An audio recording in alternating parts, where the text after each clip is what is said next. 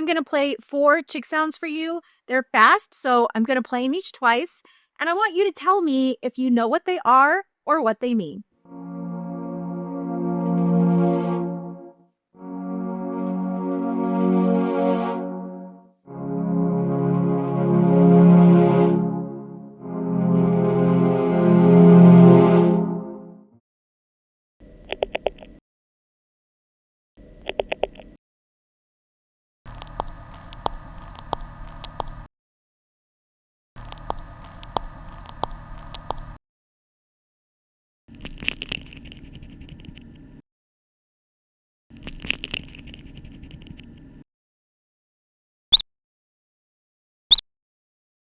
So, any ideas? Those are the first sounds your baby chicks will ever make. That's amazing, right?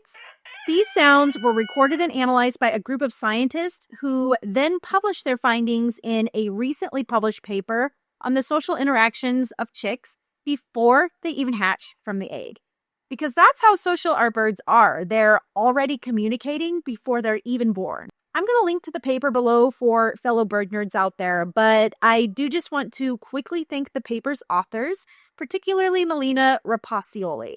I really hope I'm pronouncing that right. I apologize if not, but I want to thank them for allowing me to use the recordings. I contacted Dr. Rapacioli and she sent me a link to their data repository so I could access the recordings. She was just super kind and helpful, so thank you, Doc.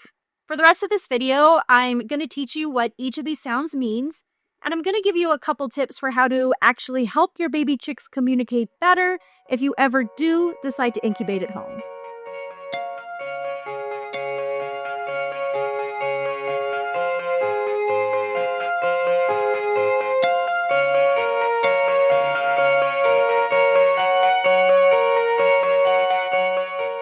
So without further ado, let's take a glimpse into the rich and fantastic world of your baby's first social interactions in the egg. Now, to put this into perspective, chicks incubate for around 21 days before they hatch, and all these sounds we're talking about today occur during the last few days of incubation. That is when your chicks are finally developed enough to be capable of communicating. So out of those 4 sounds you heard, which one is the first sound your baby chicks will ever emit from their mouths? It's this one. And this is called beak clapping. The sound is produced exactly how you would think it is by rapidly opening and closing the beak. I'm going to play you a longer version so you can really wrap your mind around what this sounds like.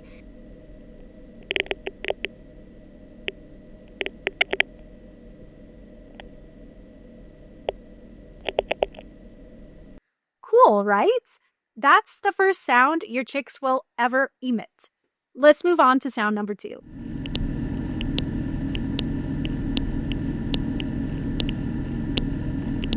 Now, this sound is incredible. These are simply called clicks. They start around day 18 of incubation, and they can actually continue even after hatching for a little while at a much lower rate. So these clicks have 2 components. They have an inspiratory component and an expiratory component.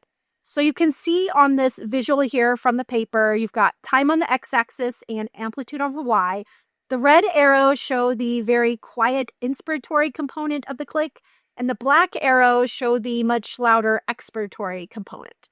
I'm going to play the recording that goes with this visual again. You can definitely hear both components.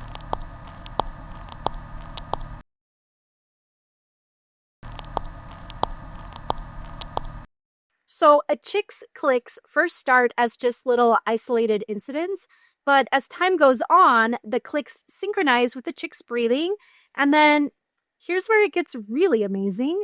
The chicks then work to synchronize their clicks with each other. How do they do that? Through vibroacoustic communication. The word of the day, vibroacoustic. So let's think of it simply. You have 2 eggs touching each other. If the chick in this egg clicks, the chick in this egg that's touching can both hear the click, that's the acoustic part, and she can feel the click, that's the vibration part. It's like if a cat's purring on your lap, you can both hear her purr and you can feel the vibrations of the purr through her body and onto yours. That's what your chicks are doing with all the other eggs they're touching. And by synchronizing these clicks, they then synchronize their physical development so they'll all hatch around the same time. Now, I want you to think about how amazing this is. These scientists incubated 2 different batches of eggs separately, so that one batch started incubating 24 hours earlier than the second batch, and therefore should hatch a full day earlier. But then on day 17 of incubation, remember chicks hatch on day 21 typically. On day 17, the scientists put the 2 batches of eggs together and recorded the clicking.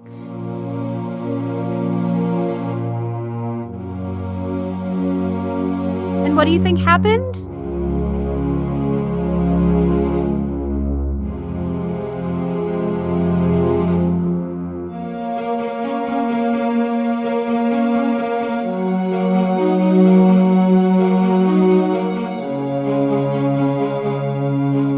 So older embryos delayed their clicks a bit for the younger embryos, while the younger embryos amazingly really sped things up, and they hatched earlier than they otherwise would have.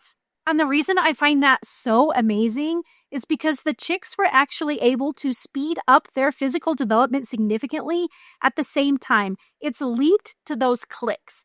That's incredible.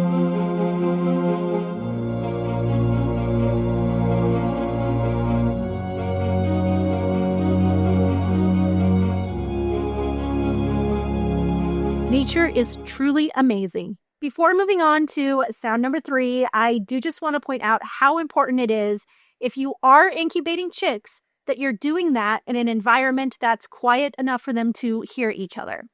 Commercial hatcheries are really loud, and that's one reason why chicks in a commercial hatchery hatch over a period as long as 48 hours, a 2-day spread, whereas in nature, it's closer to 8 hours. So if you're hatching them at home, choose a quiet space, and if possible, and I know this does depend on the type of incubator you have, but the eggs should be touching during that hatching walk-down phase so the chicks can best transmit those clicking sounds and vibrations to each other. Otherwise, you are depriving them of that wonderful early acoustic, tactile, developmental, and highly social experience that Mother Nature intended for them to have. And I'm not saying that to be judgmental. My chickens mostly come from a local hatchery, which is as bad as it gets as far as early experiences go. But the truth is just that the more we can mimic how our chickens would hatch in nature, the better off they're going to be. It's the jungle method of chicken keeping, bringing as many elements from their natural ancestral jungle environment into our backyard.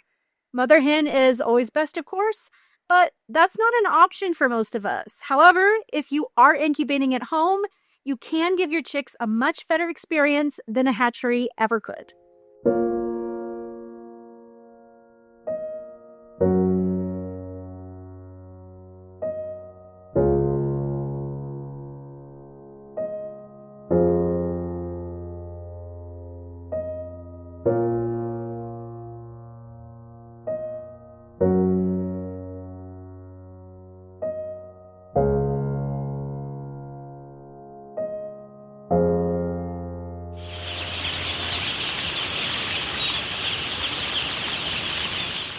Let's move on to sound number 3.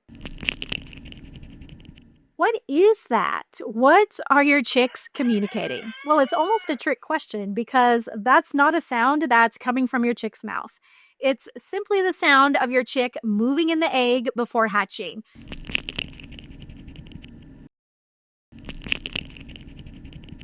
It's the powerful body movements your chick is making when she's trying to break the egg open.